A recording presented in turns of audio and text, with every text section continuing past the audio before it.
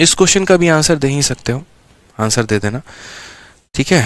बाकी एक बात मैं बोलूँगा यहाँ पे कि तब से काफ़ी बच्चे कह रहे थे कि सर फलाने फलाने जगह पर फलानी फलानी बातें आपके बारे में की जा रही हैं। तो देखो यार मुझे है ना इस चीज़ों से कोई फ़र्क नहीं पड़ता कि कोई मेरे बारे में क्या बोलता है क्या नहीं बोलता है। मैं ऑनेस्टली बताऊँ अपने काम पर बिलीव करता हूँ, ठीक है। हाँ, यहाँ पर ये ज़रूर है, जैसे मेरा जो शुरू से विज़न रहा है वो ये रहा है कि मैं बच्चों को कितना कुछ दे पाऊँ। यहाँ पे कभी ऐसा पर्पस रहा नहीं कि बच्चों से कमाना है, ठीक है, कि यहाँ पर जो है बस लूट लें, खा लें, करोड़ों का बैच बेच लें, उसके बाद जो है यहाँ पर रिज़ल्ट ना दिखाएं और फालतू का मार्केटिज़म में और फालतू की चीज़ों में जो है पैसा बर्न करो, ठीक है, और इस तरीके से अपनी लाइफस्टाइल को एक्स्ट्रा वैगेंट बनाओ। 20-20 लाख 40-40 लाख के आदमी जो है लग्जरी लाइफ जिए एक एक दिन के लिए। तो ये सब कभी मेरा पर्पस होता नहीं है। बहुत सिंपल रहने की आदत है, बहुत सिंपल सोचने की आदत है, और हमेशा बच्चों को जो है ना वो ज़्यादा बेनिफिट पहुंचाने की आदत है। प्रॉब्लम तो आते रहते हैं यार। पहली बार जब मैंने ब्रह्मास्त्र की किताब निकाली थी और पूरी किताब निकालने के बाद जब मैंने उसकी पीडीएफ दी, लोगों को तब भी दिक्कत आया कि ऐसा कैसे कर सकते हैं आप, हमारी किताब पिट जाएगी। किताब छाप छाप के सड़कों पर घूम घूम के सेंटर पर जा जाकर बच्चों को छपी हुई किताब फ्री में दे रहा था। दिक्कत तभी आई कि हम तो पैसे देकर बेच रहे हैं और आप जो है फ्री में किताब बांट रहे हैं। तब भी उन्हें दुख हो रहा था, ठीक है। ई बुक निकाला, ई बुक हमने फ्री में दिया, तब भी पेन है, पीड़ा है। आज भी इस बात का दुख है कि 1000 रुपये का अरिथमेटिक का वीओडी आता है, किसी का 1000 रुपये का एडवांस का वीओडी आता है, 2000 की वीओडी होती है, और ये 700 रुपये में वीओडी कैसे दे रहे हैं, 350 लेक्चर 700 में कैसे दे रहे हैं। तो किसी के दुख को मैं कम नहीं कर सकता, ठीक है, और मुझे उसको कम करना भी नहीं है।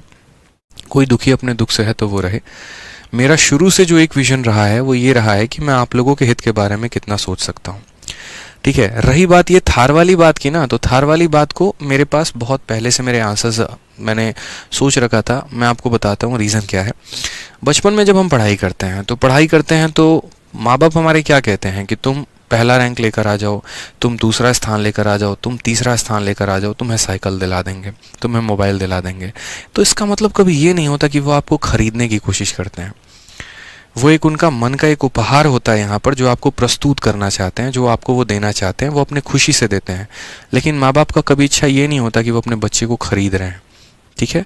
दूसरा बात, आज के समय किसी बच्चे का ज़मीर इतना भी नहीं गिरा हुआ है कि वो किसी टीचर से अगर मानो नहीं पढ़ रहा है और वो फ्री में गिफ्ट दे रहे हैं तो यहाँ पर उस गिफ्ट को पाने के लिए वो जाके उनसे झूठ बोले।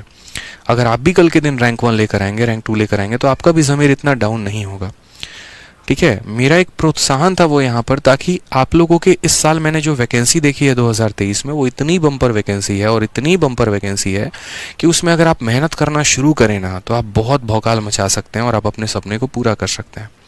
मैंने बस एक छोटी सी बात सोची कि एक CHSL में अगर कोई स्टूडेंट लगता है 30,000 से 40,000 रुपये वो महीने का कमाएगा। एक साल की उसकी कमाई अगर मानो मैं 30,000 भी मान के चलता हूँ, या ज़्यादा से ज़्यादा चलो मैं 40,000 भी मान के चलता हूँ, तो 12 चौके 48 मानो 5 लाख रुपए वो कमा रहा है। 5 तो नहीं होगा, कट के 4 लाख रुपए उसके आएंगे।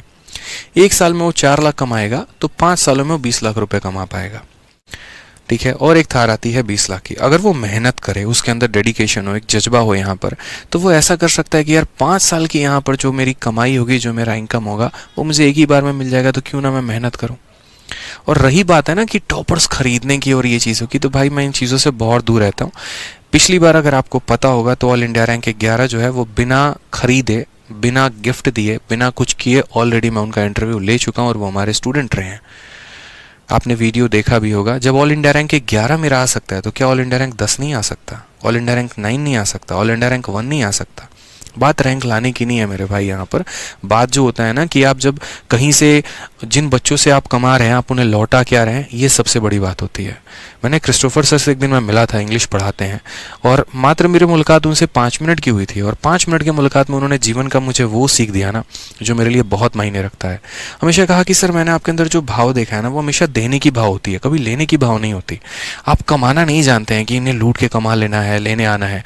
मुखर्जी नगर में अक्सर जितने लोग आते हैं ना, उनकी कोशिश ये होती है कि बच्चों से कितना लेके चला जाए। आपका पहला भाव है यहाँ पर, सबसे कम फीस में भी आप पढ़ा रहे होते हैं और तब भी कोशिश करते हैं कि हम बच्चों को कितना दे पाएं।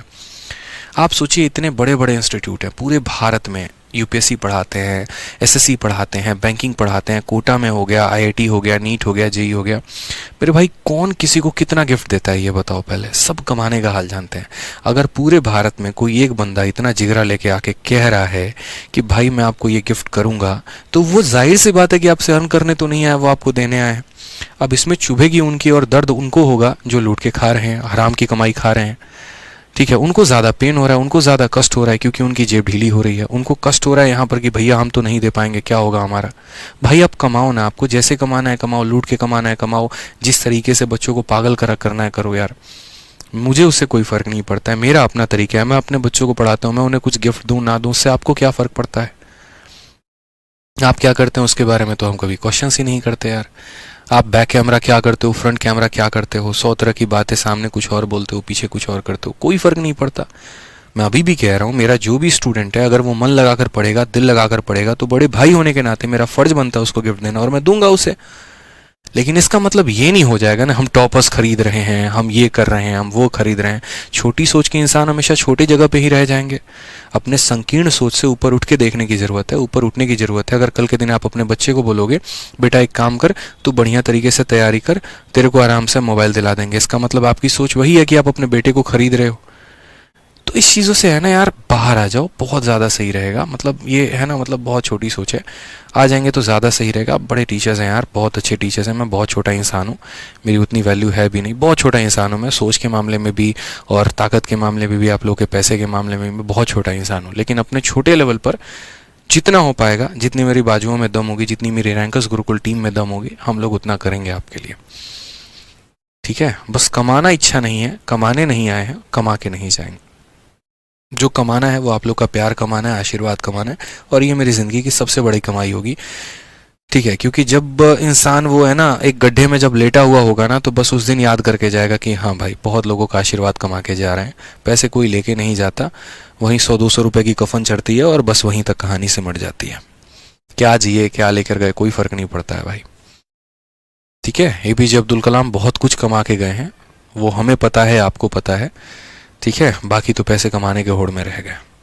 कमाने दो ना यार, क्या फ़र्क पड़ता है। मुझे जो कमाना है मैं अपने तरीके से कमा रहा हूँ, मुझे दुआएं कमानी है,